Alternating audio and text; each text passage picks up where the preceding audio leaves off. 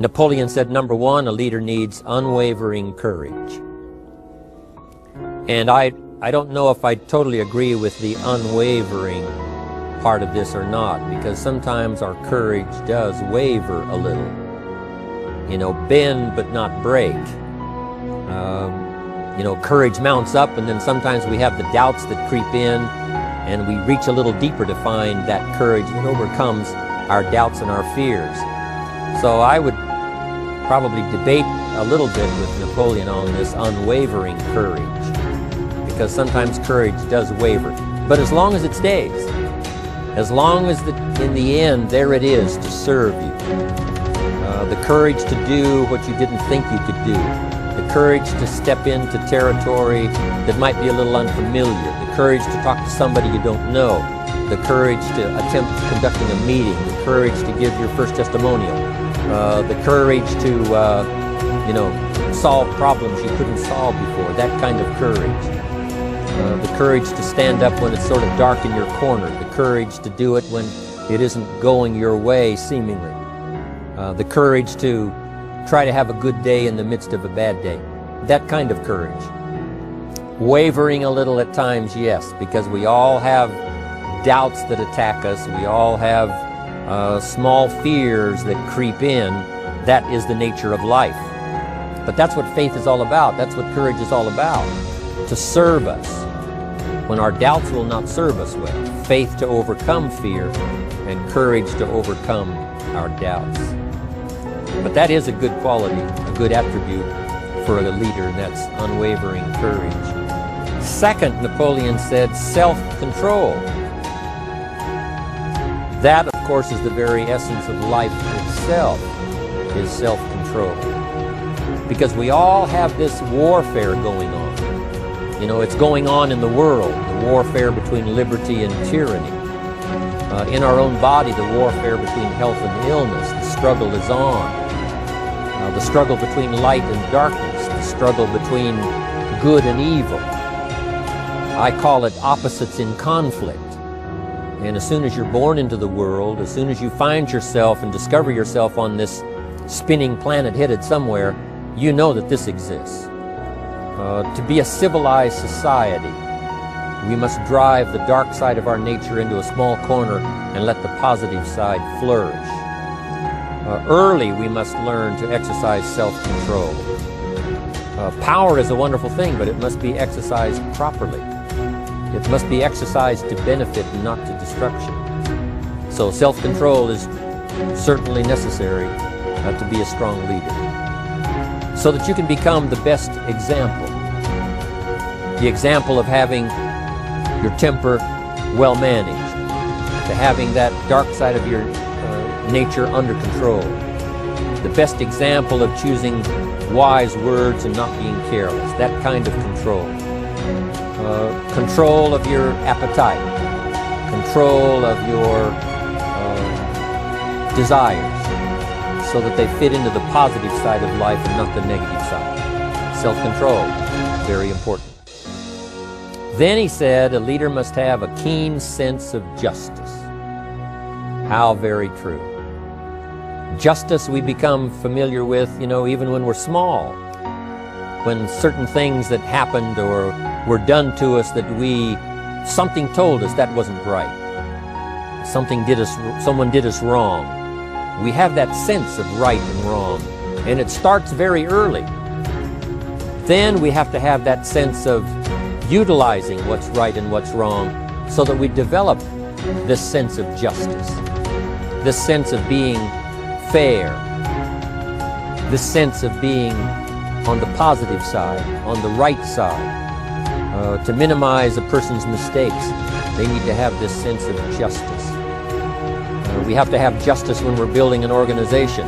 You know, what's fair, what is a good balance. The marketing system that Mark put together has to be fair for everyone. If you have a customer and you take care of that customer, someone else cannot come along and take that customer.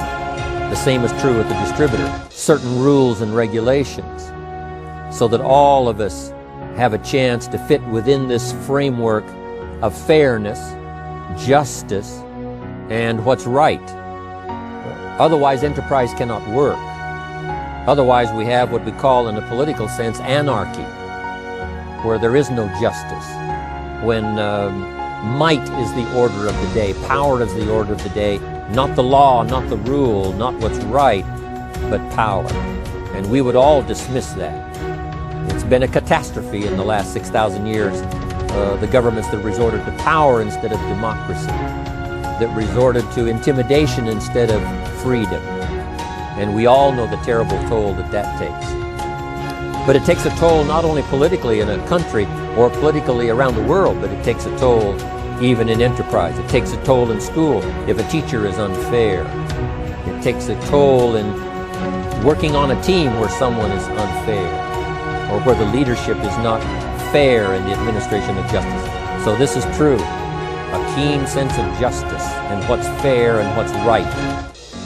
Part of this we have to learn as we go.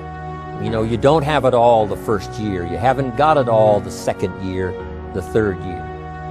After all the years that I've, been around, both as a human being and as a business person, we're still, even at these years, trying to decide what's best, what's fair, what's right, to give balance to our life and to build on a firm foundation for the future.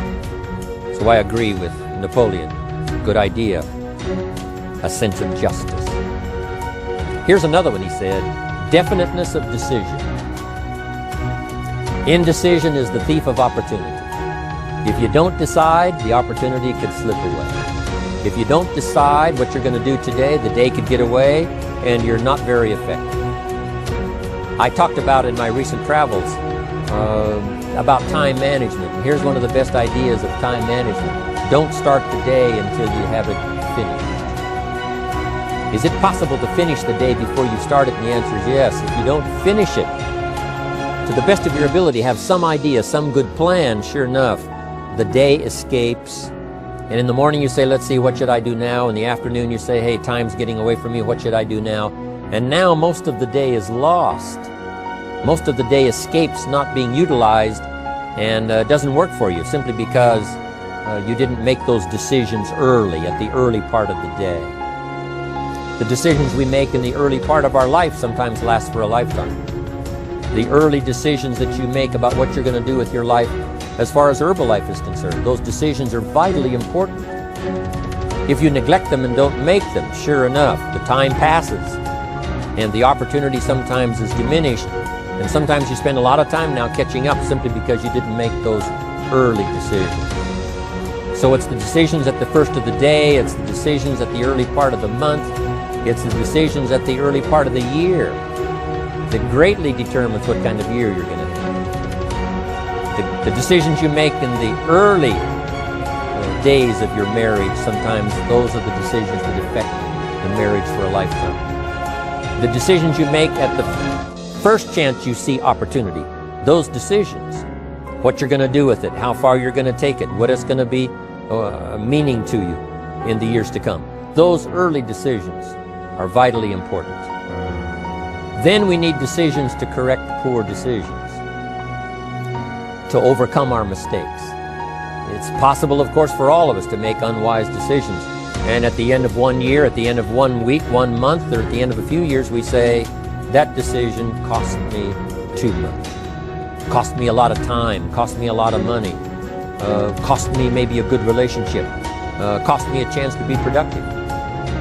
But as long as you're alive, there's still a chance to use new decision power to correct the mistakes of decisions that were bad in the past. All of us have the opportunity to do that, but I think Napoleon was right here too. You've got to be definite in making decisions so that the opportunity doesn't pass you by. Take advantage. Here's the next one. Napoleon Hill said, a good leader has definite plans. How important that is.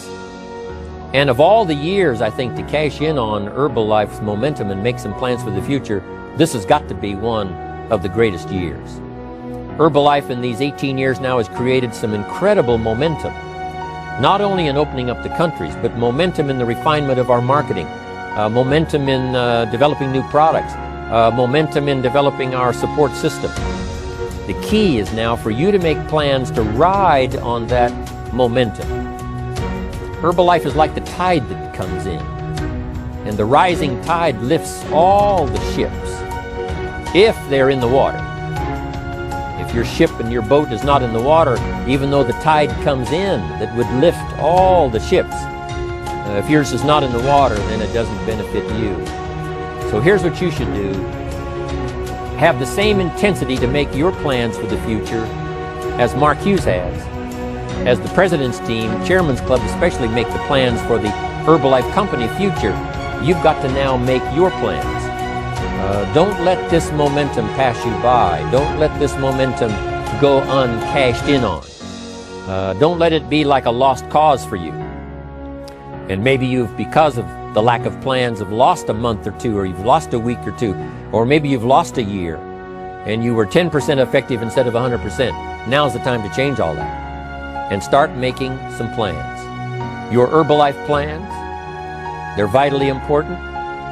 You might as well cash in on the Herbalife plans for world expansion, the Herbalife plans for expansion within your country, the Herbalife plans for the expansion of the business, the incentives. Cash in on that, capture that, and say, I've got to have some plans that match Herbalife. Not necessarily match Herbalife in numbers, but that can match Herbalife in momentum, that can match Herbalife in cashing in on the opportunity, your plan for Herbalife expansion. You got to have some plans for your family, right? You got to take your family along, don't leave them out. One of the challenges all of us have in making our plans is how to balance everything, to make sure that we don't regret at the end of the year, I spent too much time on that, I spent too much money. And then if you have, say, how can I not do that again? And construct some better plans so that you won't have any regrets at the end of a year to come, 5 years to come, 3, 4, 5 years to come. Definite plans. The plans for the use of your money.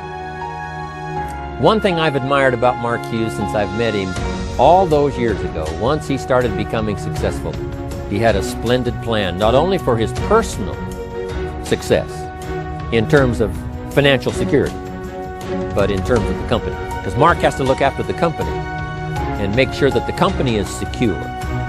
The company has plenty of reserves, so that no matter what happens around the world, and when you're doing business in 37 countries, you can imagine what the challenge is to make sure the plans for each country are there, the backup plans, the financial plans, as well as products and opportunity and marketing. It is a challenge beyond comprehension to most of us what kind of planning that takes in terms of trying to make Herbalife secure for the future. I described it in one of the summit classes as Mark takes the same pledge that the President of the United States takes, and that is to preserve and protect and defend the Constitution, says the President. But Mark has to preserve and protect and defend the company to make sure it's viable, not just in America where it started, but all around the world in each country. It's an awesome responsibility. But now for you, your plans to be financially secure. If you're starting to make some big money in Herbalife, I'm telling you, you got to have a good plan for your resources so that you find yourself secure regardless of what happens. I agree with Napoleon here. You got to have good plans. One more on plans, and that is the plan for your personal development.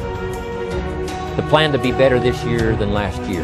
The plan to take the classes, attend the workshops, do everything you possibly can to show personal progress, not just financial progress, not just the progress of having one more car or one more home, but the progress of personality, the progress of communication skills, the progress of recruiting skills, the progress in how to deal with people, progress in using your influence so that it multiplies its power by 5 by 10 versus what it used to be. You need those kind of plans. A plan for personal growth, personal development. A plan to be all that you can possibly be in the years to come as you develop your Herbalife business and your life business and your family business, all of that. Got to have good plans.